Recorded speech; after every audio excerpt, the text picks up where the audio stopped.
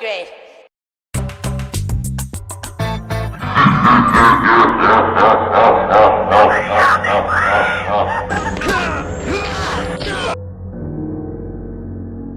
Le 30 janvier 2026, le département de justice américain a lâché une pile de 3 millions de pages, 180 000 images, 2000 vidéos, tout sur Jeffrey Epstein. Aujourd'hui, on va plonger dans ce que les fichiers révèlent vraiment, des mails qui montrent des milliardaires en contact direct avec Epstein, des noms qui reviennent encore et encore et encore comme Elon Musk, et surtout le rôle actif, parfois abject, de femmes qui n'étaient pas juste des ombres. Ces 3 millions de pages ne sont pas tombées du ciel. Elles viennent de la loi sur la transparence des Epstein Files, votée en décembre 2025 et signée par le seul et unique Donald Trump lui-même. Le Dodge Department of Justice a été forcé de tout sortir, ou presque. Car oui, il y a encore des rétractions et ça fait hurler sur les réseaux sociaux. Car 3 millions de pages publiées, oui, mais il y aura environ 6 millions de pages sur les Epstein Files. Mais ce qui est sorti est déjà énorme. Des noms qui n'avaient jamais été aussi clairement liés à Epstein. Parmi les milliardaires, il y a d'abord Elon Musk. Entre 2012 et 2014, plusieurs emails fuités montrent une relation beaucoup plus que amicale entre Musk et Epstein. Musk ne l'a jamais admis. En novembre 2012, Musk écrit « Quel jour sera la fête la plus sauvage et la plus déjantée de ton île ?» Epstein lui répond en l'invitant et lui propose même un hélicoptère pour le transport. Une visite était prévue en 2013, mais pour finir a été annulée. Et d'ailleurs, Musk s'en veut déçu dans les mails et se dit très déçu que la soirée tombe à l'eau. Il voulait, comme il dit, passer du temps ensemble juste pour s'amuser. Epstein va jusqu'à visiter SpaceX en 2013 et remercie Musk pour la visite. Mais bon, Musk a toujours nié être allé sur l'île ou avoir pris le jet de Jeffrey Epstein, qui s'appelle le Lolita Express. Vous voyez un peu la vision du pervers, franchement, wesh. Lolita, quel nom de merde pour un homme de merde. Mais, quoi qu'il en soit, les mails entre Musk et Epstein prouvent qu'il y a eu des contacts entre les deux, des contacts répétés, et une curiosité explicite pour les soirées de la part de Musk, on va pas se mentir, mais ça ne prouve toujours rien. Tout ce qui pourrait advenir dans les prochaines semaines, ce soit que Musk soit convoqué et interrogé par le FBI et la police, mais sinon rien de plus. Et encore, vu la puissance du gars, pas sûr vraiment que la police le dérange, genre malgré tout ça reste l'homme le plus riche du monde et bon, l'homme a le bras long. Du coup, passons à la suite de l'ancien homme le plus riche du monde, Bill Gates.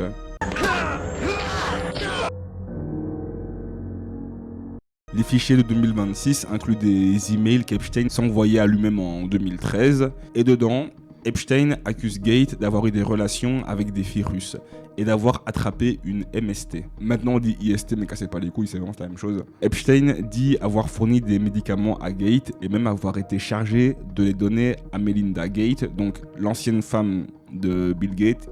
Ils sont plus ensemble depuis 2021. Gates, qui aimait encore sa femme à ce moment-là, a donné des médicaments à sa femme contre les MST sans qu'elle ne le sache.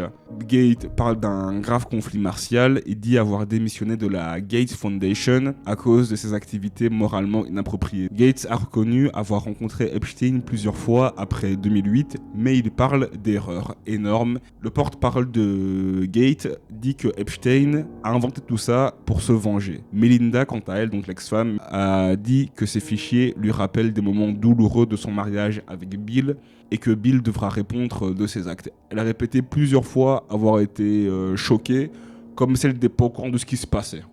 Melinda, pas à nous. Un autre qui a fait semblant de faire comme s'il n'était pas au courant de ce qui se passait, Donald J. Trump.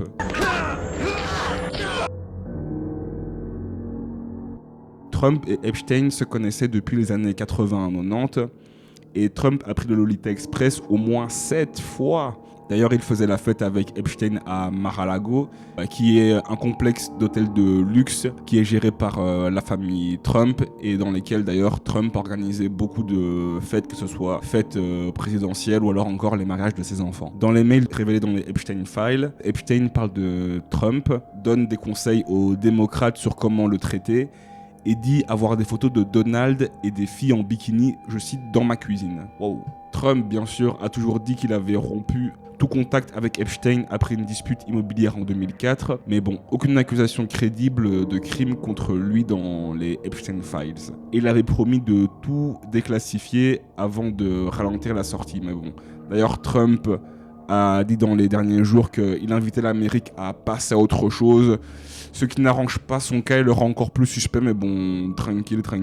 D'ailleurs, son nom apparaît plus d'une centaine de fois dans les Epstein Files, comme d'ailleurs le mot pizza.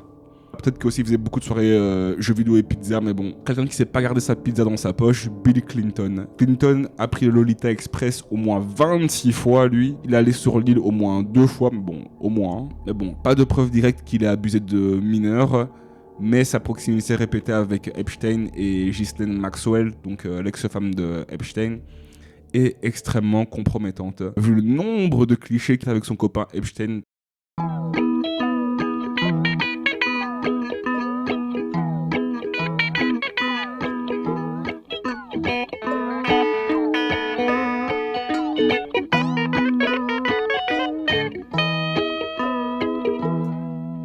Après la condamnation que Epstein avait eue en 2008, il a été vu avec l'ex-femme de Epstein, donc Ghislaine Maxwell, à plusieurs reprises. Il a reçu des invitations à des dîners et fêtes chez Epstein, même après les accusations. Sinon, d'autres stars qui ont été bien sûr vues en train de prendre l'avion de Epstein, donc le Lolita Express, pour se rendre sur l'île du démon, l'île du malheur. Il y a entre autres Kevin Spacey, que vous connaissez sûrement pour House of Cards, qui était un habitué régulier, mais bon, encore une fois, on a quand même des témoins qui disent avoir vu Kevin Spacey participer à des orgies avec des filles mineures, demander des massages entre guillemets spéciaux à des adolescentes recrutées par Ghislaine Maxwell. On va revenir à Ghislaine Maxwell et ses adolescentes en question. Et on sait tous qu'en plus de ça, Kevin Spacey, qui a été accusé de viol et d'agression sexuelle par plusieurs femmes et même des hommes et des mineurs. Donc, Kevin un peu dans la merde. Kevin finito depuis longtemps aussi. Mais bon, parmi ces stars, on a aussi Naomi Campbell, qui était très proche de Ghislaine Maxwell. Des big girls bro, des big girls, big girl power quoi. Des témoins disent que Naomi Campbell était présente lors de certaines soirées. Il y a même des rumeurs qui disent qu'elle aurait recruté et amené des filles pour Epstein. Bien sûr, elle a toujours nié, mais quand même son nom revient assez souvent. Sinon, il y a aussi Chris Tucker, David Copperfield, Lex Wexner, qui est le PDG de Limited Brands, qui est en fait la holding qui gère Victoria's Secret. Epstein aurait géré la fortune de Lex Wexner pendant des années, et en échange, Wexner aurait donné à Epstein un manoir de 77 millions de dollars et un pouvoir total. Il y a des rumeurs d'ailleurs qui disent que Epstein aurait abusé de jeunes modèles recrutés par Victoria's Secret. Donc la marque était déjà dans la merde depuis quelques années et son body shaming. On voit pourquoi est-ce que Epstein faisait tout ça en fait.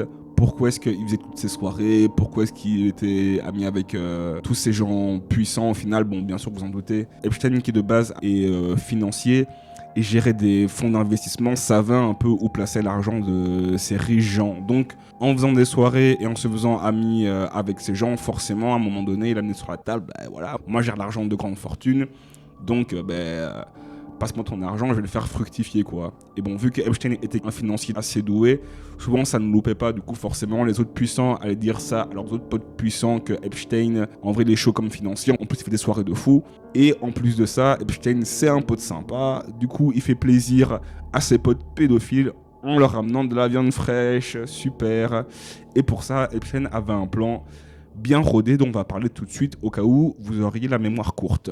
Tout commence par Ghislaine Maxwell, qui est l'ex-femme de Epstein. Alors Ghislaine Maxwell vient d'une famille riche, fille de Robert Maxwell. Elle rencontre Epstein fin des années 80, début 90.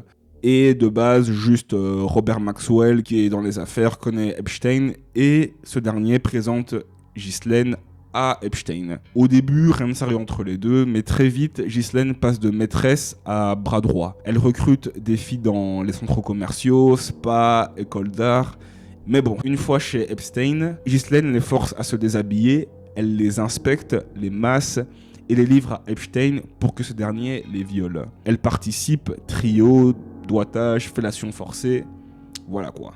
Virginia Giuffre, Notre complice de Epstein raconte que Maxwell lui a appris à, entre guillemets, faire jouir un homme rapidement avec un god. Maria Farmer, notre complice, dit que Maxwell lui a tenu les seins pendant que Epstein se masturbait devant elle. Et Sarah Kellon, assistante personnelle, cette dernière prenait les rendez-vous des filles, organisait les vols sur le Lolita Express, payait les filles après les viols pour qu'elles gardent la bouche fermée. Et quant à Joanna Soberg, cette dernière dit que Kellen lui a dit « Jeffrey aime qu'on lui masse les pieds » et plus si affinité. Elle a été accusée d'avoir touché et forcé des filles. Quant à Nadia Marcinkova, arrivée à 15 ans comme esclave sexuelle, elle est devenue pilote du jet, donc le Lolita Express, et participante. Elle violait les filles avec Epstein, trio, etc.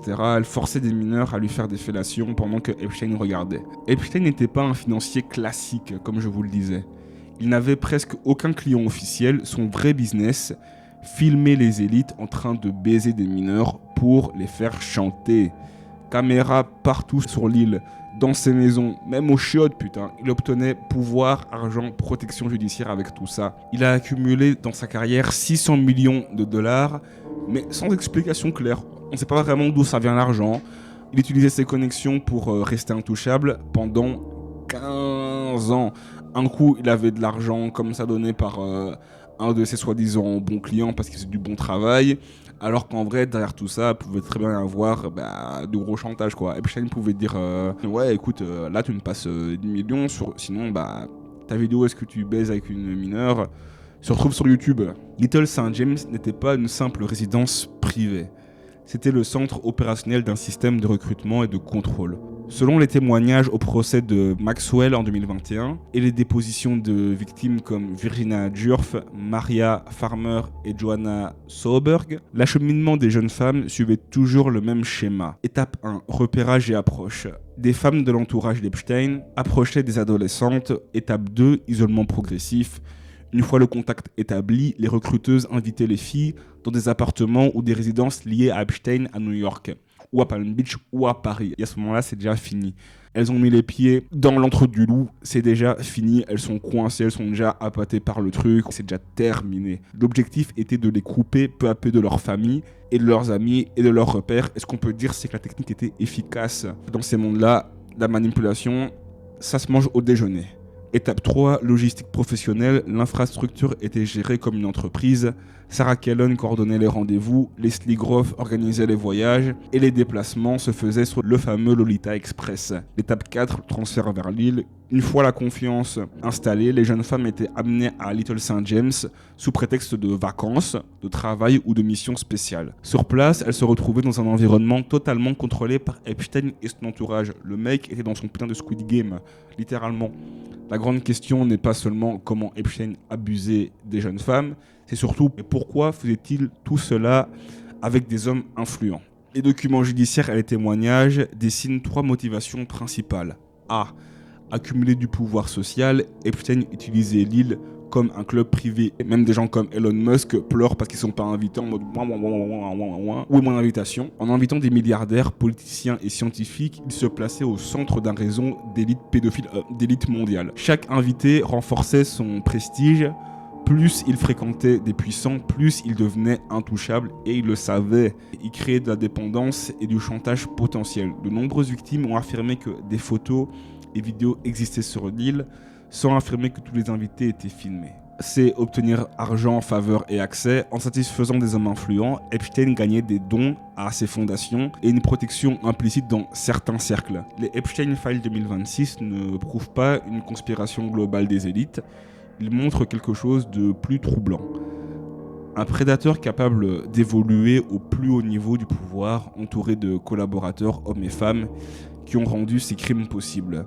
Musk, Gates, Clinton et pour finir Trump apparaissent dans ses archives comme des contacts sociaux d'Epstein, mais pas comme des criminels poursuivables, du moins pour l'instant. Corsaverse out.